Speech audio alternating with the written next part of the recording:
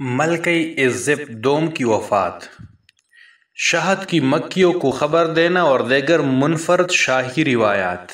BBC science.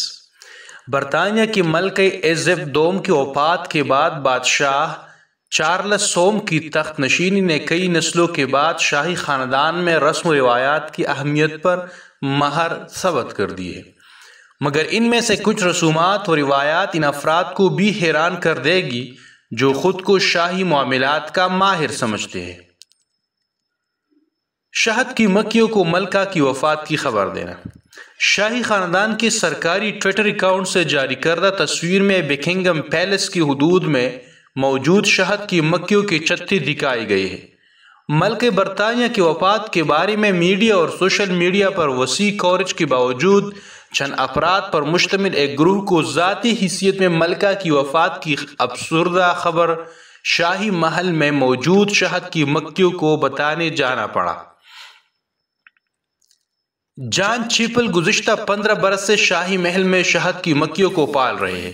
انہوں نے Buckingham palace اور کلارنس ہاؤس شاہ چارلس کی بطور شہزادہ ویلز سرکاری رہائش گاہ کی حدود میں موجود شاہی خاندان کی شہد کی مکھیوں کو افسردہ خبر سنا کر صدیوں پرانی اس روایت کو برقرار رکھا۔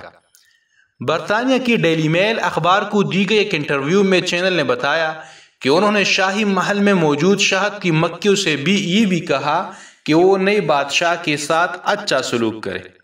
یہ رسم اس توہم پرستی کا حصہ ہے جس کے مطابق یہ تصور کیا جاتا ہے کہ اگر انہیں ان کے مالک کی وفات یا تبدیلی کے متعلق نہ بتایا جائے تو وہ شہد بنانا بند کر دیتی ہے۔ شاہی محل میں شہد کی مکھیوں کو پالنے والا چیپل کا کہنا تھا کہ اس رسم کے مطابق شاہی خاندان میں جب کسی اہم شخصیت کی وفات ہو جاتی ہے اور وہ ان شہد کی مکھیوں کا مالک یا مالکن ہو تو اس بارے میں انہیں آگاہ کر دیا جاتا ہے۔ ملکہ سے اہم اور کون ہو سکتا ہے؟ آپ شہد کی مکھی کے ہر چتی کے پاس جاتے ہیں اور کہتے ہیں کہ مالکن وفات پا گئی ہے، لیکن آپ کہیں نہ جانا آپ کے نئے مالک آپ کے ساتھ اچھا سلوک کریں گے۔ کیا بادشاہ بھی 2 بار سالگرہ منائیں گے؟ بادشاہ چارلس سوم شاہی شان و شوکت سے متعلق جو اہم فیصلے کریں گے ان میں سے ایک کافی ذاتی نوعیت کا ہے اور وہ ہے ان کے جنم دن کی تقریبات کا۔ ملکہ ایزپ دوم 2 مرتبہ جنم دن کی تقریبات مناتی تھی، ایک 21 اپریل کو جب وہ پیدا ہوئی تھی اور دوسری مرتبہ ملکہ برطانیہ اپنے جنم دن کی سرکاری تقریبات جون کی دوسرے سنیچر کے دن مناتی تھی جس میں پریڈ ہوتی تھی اور اسے ٹروپنگ دی کلر کہا جاتا تھا۔ مگر ایسا کیا ہوتا کیونکہ برطانیہ میں اپریل میں عموماً موسم سرد ہوتا ہے اور کل میدان یا گھروں سے باہر تقریب کرنا مشکل ہوتا ہے، جبکہ موسم گرما کا آغاز جون میں ہوتا ہے اور یہ روایت کافی پرانی ہے اور اس کا آغاز سن 1748 میں جارج دوم کے دور میں ہوا تھا۔ انہوں نے اپنے ہی جنم کے دن کی تقریبات کو پہلے سے موجود پریڈ کی تقریب کے ساتھ منانے کا فیصلہ کیا تھا۔ ہمیں اس بارے میں ابھی تک علم نہیں کیا بادشاہ چارلس سوم بھی اس روایت کو برقرار رکھیں گے، لیکن یہ بات اہم ہے کہ نئی بادشاہ کا جنم دن نومبر میں آتا ہے اور برطانیہ میں اس ماہ کے دوران دھوپ اور گرم موسم ہونا مشکل ہے۔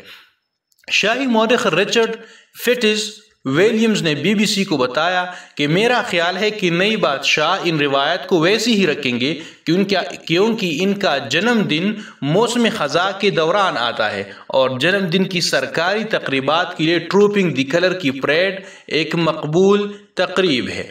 گھوڑوں کی جگہ افرادی قوت کا استعمال۔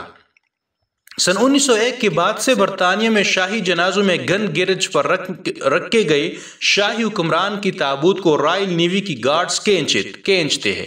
گھوڑوں کی جگہ افرادی قوت کا انتخاب مبہم معلوم ہو سکتا ہے، لیکن یہ ایک روایت ہے جو 1901 میں ملکہ وکٹوریہ کے جنازے کے دوران شروع ہوئی تھی۔ شاہی مورخ کیلی سویپ بتاتی ہے کہ گھوڑے شدید سردی سے گھبرا گئی جس کا نتیجہ یہ نکلا کہ ملکہ وکٹوریہ کا تابوت زمین پر گرتے گرتے بچا۔ بادشاہ ایڈورڈ ہفتم کے حکم پر تدفین میں شرکت کرنے والی نیوی اہلکاروں نے اس موقع پر مدد فراہم کی۔ سویپ کہتی ہے کہ پوری دنیا سے مہمان موجود تھے اور یہ موقع بڑی شرمندگی میں بدل سکتا تھا، تاہم اس افری نے ایک شاہی روایت کو جنم دیا۔ بادشاہ جارج ششم کی وفات پر سن 1952 میں جب آخری بار ایسی تقریب ہوئی تو 138 افراد کو یہ کام سونپا گیا تھا۔ چڑی توڑنے کی روایت۔ شاہی تقریبات میں شان و شوکت کی توقعات رکھنے والے لوگوں نے ایک روایت کے بارے میں نہیں سنا ہوگا۔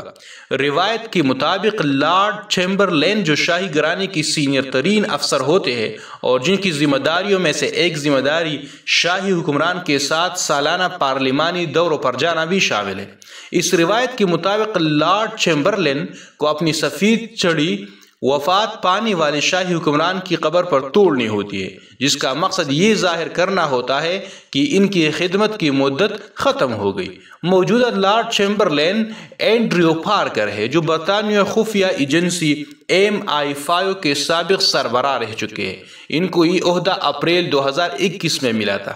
یہ روایت صدیوں پرانی ہے، تاہم آخری بار ایسا اس وقت کیا گیا تھا جب 70 سال پہلے ارل آف دی کلیرنڈون نے ملکہ کے والد جارج ششم کی قبر پر اپنی چڑی کو توڑا تھا۔